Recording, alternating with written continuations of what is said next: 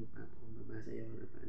Lord, patuloy kami nagpapasalamat sa patuloy na buhay at kalakasan ito nagkakaroon mo sa amin. Sa mga biyaya, Panginoon, na walang patid na ibinibigay mo, Panginoon. Sa mga pagpapala, Lord Jesus. Lord, we pray today, O God, na patuloy mo kaming marakatin sa iyong harapan. Patuloy mo kami sa mga pagkakasala na aming naisip, nagaot na sabi, Panginoon.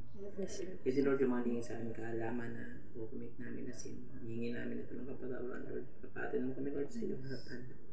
Na patuloy na maglinis sa aming Panginoon. Yes. Lord, sa oras na ito, Panginoon, pinapipray namin na patuloy mong buksan namin puso at kaisipan. Yes. Pag-aaral ng iyong salita. Na naman, Lord, yung message na makita namin sa mensahe mo. Ito ay may-apply namin sa buhay namin, Lord Jesus. Lord, hindi, Lord, sa authority na binigay mo sa amin, we rebuke the work of the bad spirit in this place. In Jesus' name, out you go with the name of Jesus. Lord, ikaw ang patuloy na maglinis sa tahanan ito, Panginoon.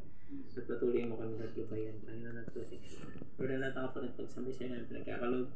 Kasama talaga namin in Jesus' name, we pray na tanong sabi na Amen. Amen.